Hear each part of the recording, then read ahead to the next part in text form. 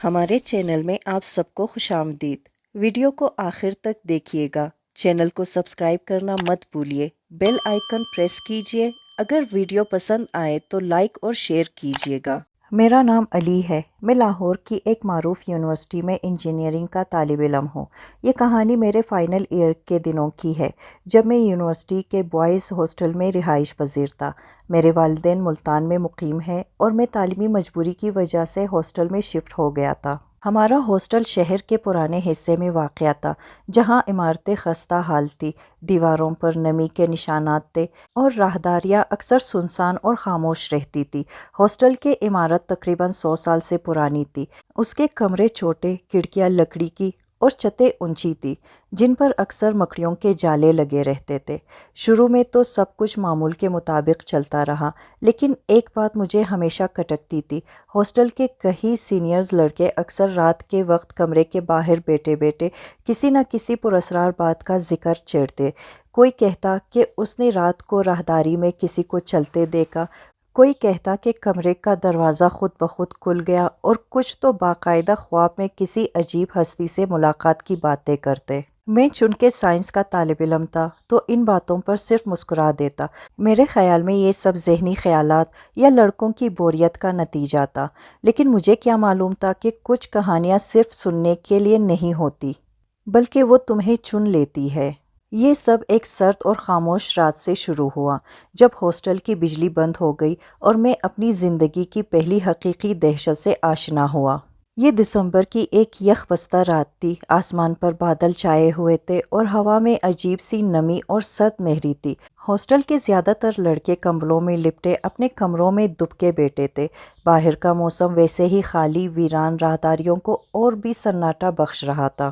میں اپنے بستر پر لیٹا ایک ناول پڑھ رہا تھا۔ وقت دیکھا، رات کے 12:30 بج رہے تھے۔ یکایک پورے ہاسٹل کی بجلی چلی گئی۔ اندھیرے نے پورا کمرہ نگل گیا۔ پہلے تو میں نے سوچا کہ یہ عام سا فالٹ ہے جو پرانی عمارتوں میں ہوتا رہتا ہے، مگر پھر کچھ عجیب سا ہوا۔ میرا دروازہ جو اندر سے بند تھا آہستہ آہستہ چرچراتے ہوئے خود بخود کھلنے لگا۔ آواز ایسی تھی جیسے کسی نے جان بوجھ کر دھیرے سے دروازہ دھکیلا ہو، بالکل آہستہ، جیسے کوئی اندر آنے سے پہلے میرے رد عمل کا انتظار کر رہا ہو۔ میں نے فوراً اٹھ کر بیٹھ کے سائڈ لائٹ آن کرنے کی کوشش کی، مگر بلب جلنے کے بجائے چٹ چٹ کی آوازیں نکلنے لگا۔ خوف کا پہلا قطرہ میرے ماتھے پر نمودار ہوا۔ دل میں کہا، شاید ہوا ہے، لیکن فوراً یاد آیا کہ کھڑکیاں بند ہے اور کمرہ اندر سے لاک ہے۔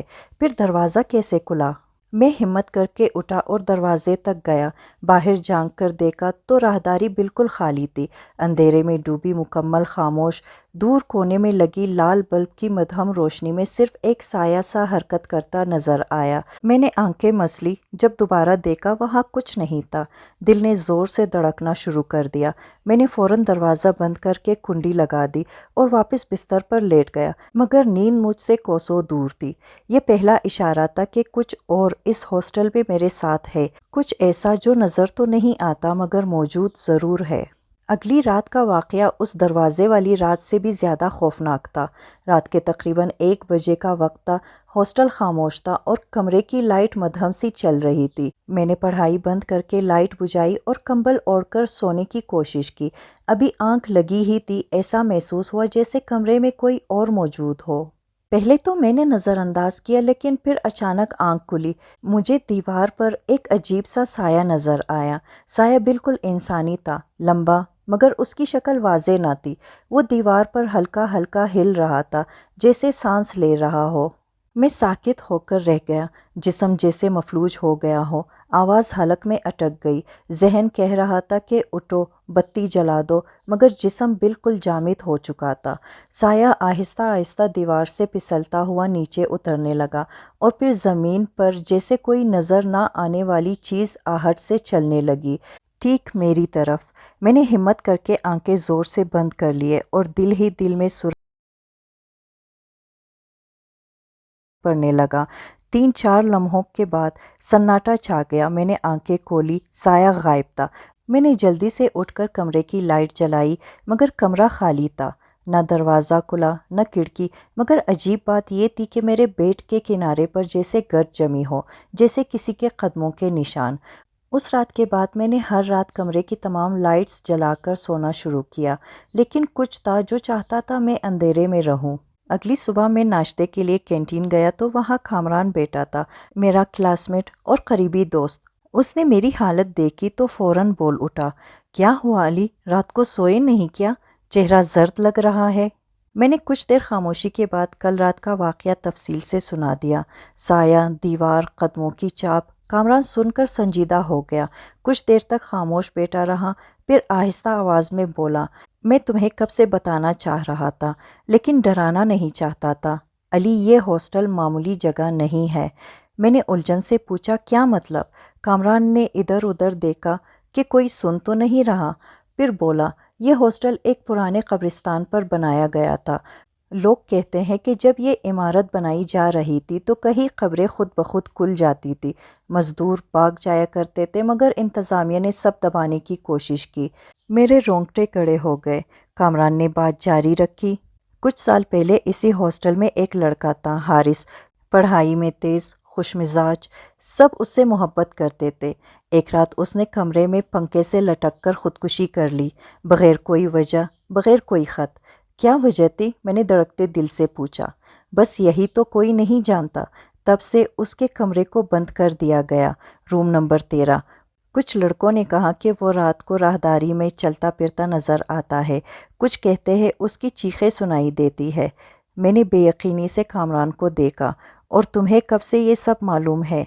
کافی پہلے سے، مگر اب تم نے خود کچھ محسوس کیا ہے، اس لیے بات بتانا ضروری ہو گئی۔ میرے ہاتھ ٹھنڈے ہو چکے تھے، دل تیزی سے دھڑک رہا تھا۔ مجھے پہلی بار احساس ہوا کہ یہ صرف سایہ نہیں، بلکہ ماضی کی کوئی دردناک، خطرناک یاد تھی جو ہاسٹل کی دیواروں میں دفن تھی، مگر مر نہیں پائی تھی۔ کامران کی باتوں نے میرے دل میں خوف کا ایک نیا بیج بو دیا تھا۔ اس رات میں نے سونے سے پہلے پورا کمرہ چیک کیا، دروازہ اندر سے لاک کیا، کھڑکیاں بند کی، قرآن پاک کی تلاوت کی، اور بیڈ کے ساتھ چھوٹی سی لائٹ جلتی رہنے دی۔ میں چاہتا تھا کہ کسی بھی طرح اندھیرے سے بچا جا سکے۔ تقریباً رات کے 2 بجے ہوں گے، میری آنکھ لگ چکی تھی۔ اچانک ایسا لگا جیسے کسی نے میرے گلے پر ہاتھ رکھ دیا ہو، سخت، ٹھنڈا، جکڑا ہوا ہاتھ۔ سانس رکنے لگی، آنکھیں کھل گئی، لیکن جسم ہل نہیں پا رہا تھا۔ میں مکمل طور پر بستر پر جمع ہوا تھا، اور وہ ہاتھ آہستہ آہستہ دباؤ بڑھا رہا تھا۔ میں چیخنا چاہتا تھا مگر آواز بند ہو چکی تھی۔ کمرے میں اندھیرا نہیں تھا، لائٹ جل رہی تھی، لیکن میری آنکھوں کے سامنے دھند چھا گئی تھی۔ مجھے صرف ایک چیز نظر آ رہی تھی، پیٹ کے کنارے ایک سیاہ ہیولا جو جھک کر مجھے گور رہا تھا۔ اس کی آنکھیں سرخ انگاروں کی طرح چمک رہی تھی۔ دل کی دھڑکن تیز سے تیزتر ہو گئی۔ اچانک میں نے پوری طاقت سے ہاتھ ہلانے کی کوشش کی، اور جیسے ہی کامیابی ملی، میں زور سے اٹھا۔ میری سانس پھولی ہوئی تھی، پورا جسم پسینے میں شرابور، اور گلا جیسے جل رہا تھا۔ میں آئینے کے سامنے گیا تو حیرت سے پیچھے ہٹ گیا۔ میرے گلے پر انگلیوں کے واضح نشان تھے، نیل جیسے 5 انگلیوں کے نشان۔ یہ کوئی خواب نہیں تھا، یہ حقیقت تھی، اور اب مجھے یقین ہو گیا تھا میں کسی چیز کا نشانہ بن چکا ہوں، کوئی ایسی چیز جو نہ نظر آتی ہے، نہ سنی جا سکتی ہے، لیکن محسوس ضرور ہوتی ہے۔ اس رات کے بعد جیسے میری زندگی بدل گئی تھی۔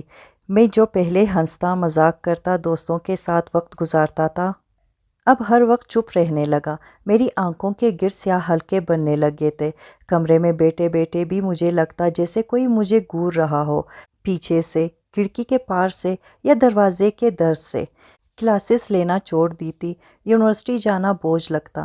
اکثر کمرے کی لائٹس کھلی رکھ کر بھی میں اندھیرے کا احساس کرتا، جیسے کمرے کی دیواریں میرے گرد سمیٹ رہی ہو، اور کوئی اندر موجود ہو جو چاہتا ہے میں تنہا رہوں۔ ایک دن کامران نے میری حالت دیکھ کر کہا، علی، تمہیں کسی ڈاکٹر کو دکھانا چاہیے، تم بدحال لگ رہے ہو۔ میں نے جھنجھلا کر جواب دیا، ڈاکٹر کچھ نہیں سمجھے گا۔ وہ سایہ جو ہر رات مجھے گھورتا ہے، وہ خواب جو سوتے میں مجھے دبوچ لیتے ہیں، وہ آوازیں، تم انہیں نہیں سنتے، پر میں سنتا ہوں۔ کامران چپ ہو گیا۔ میں جانتا تھا وہ مجھ سے ڈرنے لگا ہے۔ ایک رات میں نیند میں چلتا ہوا ہاسٹل کی چھت پر پہنچ گیا۔ جب آنکھ کھلی تو میں چھت کے کونے پر کھڑا تھا۔ نیچے دیکھنے پر دل دھک سے رہ گیا۔ بس ایک قدم اور میں نیچے گر جاتا۔ مجھے خود پر قابو نہیں رہا تھا۔ کوئی اور مجھ سے یہ سب کروا رہا تھا۔ میں لرزتے ہوئے نیچے آیا اور آئینے کے سامنے کھڑا ہو گیا۔ کچھ لمحوں کے لیے لگا آئینے میں میرا عکس کچھ اور تھا۔ وہ علی نہیں، کسی اور کی آنکھیں تھی جو مجھے دیکھ رہی تھی۔ یہ صرف ڈر نہیں تھا، یہ پاگل پن کی طرف بڑھتا ہوا قدم تھا اور میں بے بس تھا۔ جیسے جیسے دن گزرتے گئے میرے خوف نے ایک جنون کی شکل اختیار کر لی۔ ہر رات مجھے وہی سایہ، وہی سرخ آنکھیں، وہی دم گھٹنے والی فضا گھیر لیتی۔ میں تک چکا تھا، نہ نیند آتی نہ سکون۔ تب ایک رات میں نے فیصلہ کیا، اب میں جاننا چاہتا ہوں کہ یہ سب کہاں سے شروع ہوا۔ کامران کی پرانی بات یاد آئی، روم نمبر 13، حارث کی خودکشی، بند دروازہ اور چھپی ہوئی کہانیاں۔ اگلی رات میں خاموشی سے ہاسٹل کے راہداری میں نکلا۔ سب لڑکے سو چکے تھے۔ کوریڈور میں خاموشی چھائی تھی، صرف میرے قدموں کی آہٹ گونج رہی تھی۔ روم نمبر 13 کی طرف بڑھتا ہر قدم میرے دل کی دھڑکن تیز کرتا جا رہا تھا۔ کمرے کا دروازہ سیاہ اور پرانا تھا، اس پر گرد جمی ہوئی تھی اور لوہے کی زنگ آلود کنڈی بند تھی۔ میں کچھ لمحے وہاں رکا، پھر آہستگی سے کنڈی کو ہاتھ لگایا۔ کنڈی خود بخود کھل گئی، نہ تالا نہ چابی، جیسے کوئی اندر سے انتظار میں ہو۔ دروازہ کھلا تو ایک سیاہ ٹھنڈی ہوا کا جھونکا میرے چہرے سے ٹکرایا۔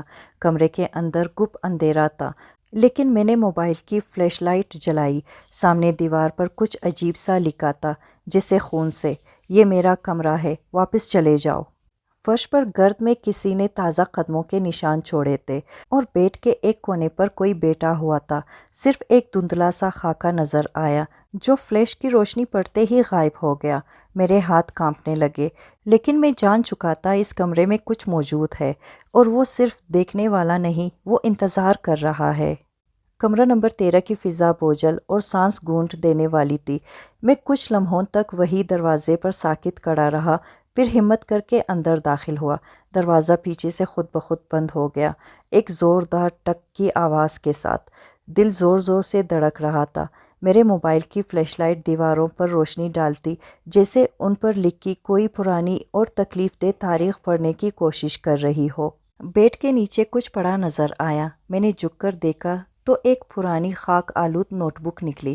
اس پر نام لکھا تھا، حارث علی، پرسنل ڈائری۔ میرے ہاتھ کانپنے لگے۔ میں نے جلدی سے اس کا پہلا صفحہ کھولا۔ تحریر کمزور، بکھری ہوئی اور خوف سے لبریز تھی۔ 20 نومبر۔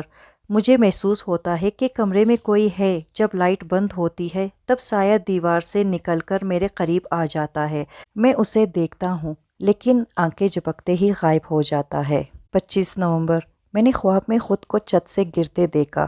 نیچے زمین پر میرا وجود بکھرا پڑا تھا، مگر میں اوپر سے خود کو دیکھ رہا تھا۔ 1 دسمبر۔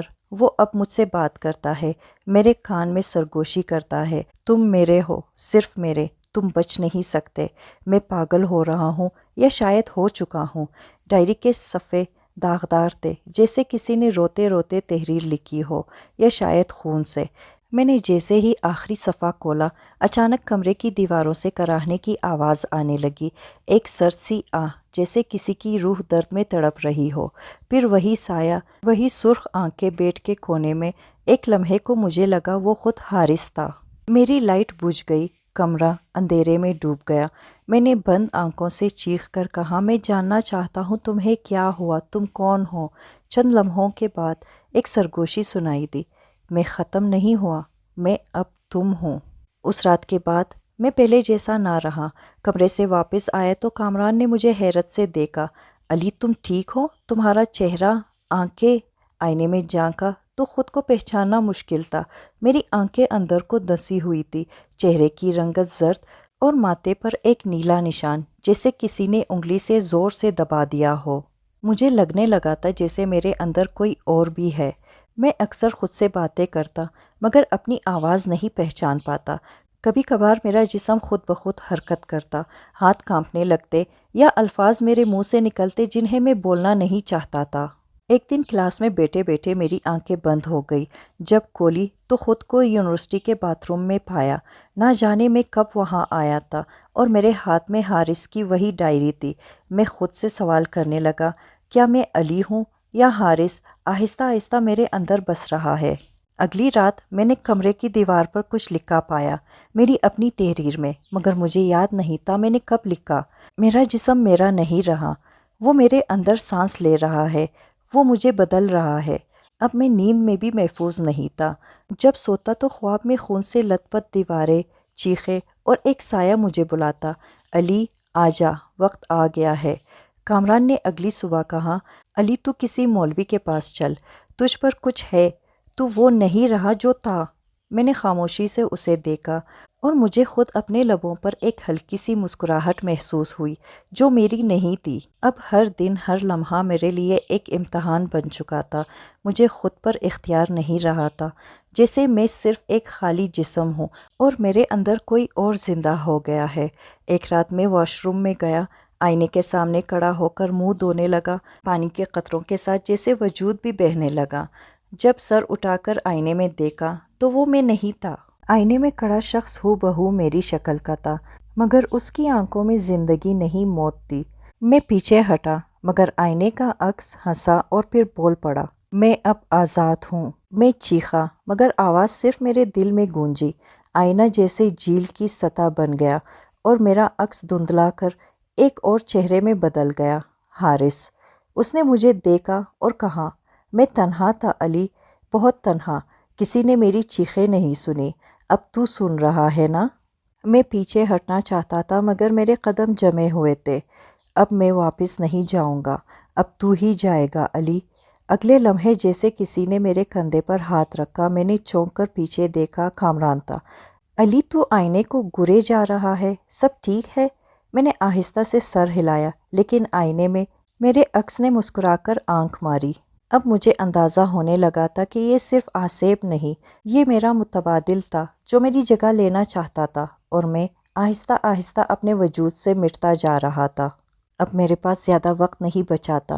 میرے اندر موجود وہ سایہ، وہ حارث دن بدن طاقتور ہوتا جا رہا تھا۔ میں جب بولتا، لگتا جیسے دو آوازیں بیک وقت نکل رہی ہو۔ میرے دوست مجھ سے دور ہونے لگے اور ہاسٹل کے لڑکے میرے کمرے کے پاس سے بھی گزرنے سے کترانے لگے۔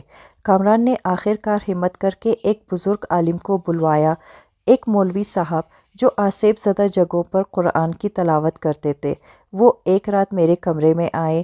میں اس وقت نیم ہوش میں تھا، بدن میں کپ کپی تاری تھی، آنکھیں جل رہی تھی۔ انہوں نے کمرے میں داخل ہو کر دروازہ بند کیا اور سورہ بقرہ کی تلاوت شروع کی۔ پہلے تو میں خاموش رہا، پھر جیسے میرے جسم کے اندر کچھ مچلنے لگا، میرے منہ سے کراہیں نکلنے لگی۔ بس کر، بند کر یہ آواز۔ یہ میری آواز نہیں تھی۔ مولوی صاحب نے تلاوت جاری رکھی، میرے ہاتھ کانپنے لگے، جسم دیوار سے ٹکرا رہا تھا، جیسے اندر سے کچھ نکلنے کی کوشش کر رہا ہو، یا شاید باہر آنے سے روکا جا رہا ہو۔ تو نہیں بچ سکتا علی۔ یہ سرگوشی نہیں تھی، یہ دہاڑ تھی جو کمرے کے ہر کونے سے گونجی۔ اچانک میرے منہ سے ایک چیخ نکلی، لمبی، دردناک، ایسی کہ شاید ساری منزل کے لڑکوں نے سن لی ہو، اور پھر سناٹا چھا گیا۔ میں بے ہوش ہو گیا۔ جب ہوش آئے تو صبح ہو چکی تھی، مولوی صاحب جا چکے تھے اور کامران میرے سرہانے بیٹھا تھا۔ علی تو بچ گیا بھائی، مولوی صاحب کہہ گئے کہ وہ چیز تیرے وجود سے نکال دی گئی ہے۔ میں نے آہستہ سے آنکھیں بند کیے، ایک سکون سا محسوس ہوا، لیکن وہ مکمل سکون نہیں تھا۔ میرے دل کے کسی کونے میں ایک خاموش سی سرگوشی ابھی باقی تھی۔ میں گیا نہیں، بس چپ گیا ہوں۔ مولوی صاحب کے جانے کے بعد کمرے کی فضا واقعی ہلکی لگ رہی تھی۔ میں نے کئی ہفتوں بعد پرسکون نیند لی۔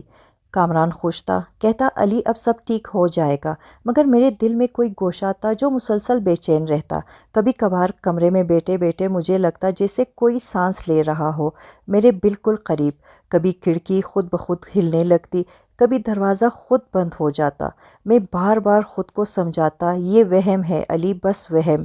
مگر ایک رات جب میں اپنے بستر پر لیٹا تو محسوس ہوا جیسے کوئی میرے سرہانے کھڑا ہے۔ آنکھیں کھول کر دیکھا، کمرے میں کوئی نہ تھا، مگر بیڈ کے نیچے سے ہلکی سی سرگوشی سنائی دی، تو سمجھاتا میں چلا گیا؟ میرے جسم سے پسینہ بہنے لگا۔ میں فوراً بیڈ کے نیچے جھانکا، کچھ نہ تھا، لیکن دیوار پر ایک نیا جملہ ابھرا ہوا نظر آیا، جیسے کسی نے ناخنوں سے خراش کر کے لکھا ہو، اب باری ہے کامران کی۔ میری چیخ گلے میں اٹک گئی، میں فوراً اٹھا کامران کے کمرے کی طرف دوڑا۔ دروازہ اندر سے بند تھا۔ دروازہ بجایا، آواز دی، کامران دروازہ کھول۔ کوئی جواب نہ آیا۔ پھر اندر سے ایک عجیب سا قہقہہ سنائی دیا، مانوس مگر بھیانک، اور پھر خاموشی چھا گئی۔ اب میں جان چکا تھا وہ صرف میرے اندر نہیں آیا تھا، وہ ہم سب کے آس پاس ہے، اور اب وہ جسے چاہے اپنا بنا سکتا ہے۔ کامران کا کمرہ کھولنے کے لیے جب میں نے وارڈن کو بلایا تو وہ بھی حیران ہوا۔ دروازہ تو اندر سے بند تھا، مگر جب اسے زبردستی کھولا گیا تو کمرے میں کوئی نہیں تھا۔ کامران کا بیگ، کپڑے، موبائل، سب کچھ وہی پڑا تھا، بس وہ خود غائب تھا، جیسے ہوا میں تحلیل ہو گیا ہو۔ یونیورسٹی نے اسے گمشدہ قرار دے کر پولیس رپورٹ درج کروائی، مگر میں جانتا تھا یہ کوئی عام گمشدگی نہیں تھی۔ کامران کی غیر موجودگی کے بعد ہاسٹل میں کچھ اور بھی عجیب ہونے لگا۔ کمرہ نمبر 13 دوبارہ تالا لگا کر بند کر دیا گیا، مگر رات کے وقت اکثر وہاں سے ہنسی کی آواز آتی، ایک ایسی ہنسی جو جوان لڑکے کی نہیں، کسی اور ہی مخلوق کی لگتی۔ ایک دن میں نے وارڈن کو اکیلے میں جا کر پوچھا، سر، حارث کی موت کے بعد اس کمرے میں کچھ اور بھی ہوا تھا نا؟ وارڈن نے چونک کر میری طرف دیکھا، پھر آہستگی سے بولا، یہ ہاسٹل 30 سال پرانا ہے بیٹا، حارث پہلا نہیں تھا۔ ہر 5-6 سال بعد کوئی نہ کوئی لڑکا اسی کمرے میں خودکشی کر لیتا ہے یا غائب ہو جاتا ہے۔ ہم اسے اتفاق کہتے ہیں، لیکن اندر سے سب ڈرتے ہیں۔ میری ریڑھ کی ہڈی میں سرد لہر دوڑ گئی۔ یعنی یہ صرف حارث کی روح نہیں تھی، یہ ہاسٹل کسی چیز کا گھر بن چکا تھا، ایسی چیز جو جسم میں بس جاتی ہے، یادداشت کھا جاتی ہے، وجود پر قبضہ کر لیتی ہے، اور اب کامران بھی اسی کا شکار ہو چکا تھا۔ میں نے وہ رات کمرے میں جاگ کر گزاری، ہاتھ میں قرآن، دل میں دعا، لیکن جیسے ہی رات کے 3 بجے دروازہ خود بخود کھلا اور کسی نے سرگوشی میں کہا، اب تم اکیلے ہو علی، میرے اندر جیسے سب کچھ منجمد ہو گیا۔ میں نے پلٹ کر دیکھا، کمرہ خالی تھا، مگر فضا میں ایک سیاہ دھواں سا پھیل رہا تھا، جیسے کسی نے جلتی ہوئی روح کو آزاد کر دیا ہو۔ میں نے قرآن سینے سے لگا کر زور سے سورہ فلق اور سورہ ناس پڑھنا شروع کیے۔ دھواں رکنے لگا، مگر دیوار پر کچھ ابھرنے لگا، خون سے لکھا ایک جملہ، تم نے خود دروازہ کھولا تھا علی، ہم نے نہیں۔ میرے ہاتھ سے قرآن گر گیا۔ تب اچانک سارا کمرہ ہلنے لگا، پنکھا گھومنے لگا بغیر بجلی کے، کھڑکیاں کڑکنے لگی اور دروازہ زور سے بند ہو گیا۔ روشنی غائب، اندھیرا چھا گیا۔ میں نے آنکھیں زور سے بند کیے، اور پھر خاموشی۔ جب صبح ہوئی میں یونیورسٹی آفس میں جا بیٹھا۔ میں نے ایک فیصلہ کر لیا تھا، ہاسٹل چھوڑنا ہے۔ میں نے سامان باندھا، سب کو الوداع کہا اور شہر چھوڑنے سے پہلے ایک بار پیچھے مڑ کر ہاسٹل کی عمارت کو دیکھا۔ کھڑکی میں ایک سایہ کھڑا تھا، لمبا، دھندلا اور سرخ آنکھوں والا۔ میں نے نظریں چرا لی۔ اب کئی سال گزر چکے ہیں، میں شہر بدل چکا ہوں، زندگی بدل چکی ہے، لیکن آج بھی جب رات گہری ہوتی ہے، کبھی کبھار خواب میں وہی آواز گونجتی ہے، تم نے دروازہ کھولا تھا علی۔ اور تب مجھے احساس ہوتا ہے میں تو چلا آیا، مگر شاید وہ میرے ساتھ آیا ہے۔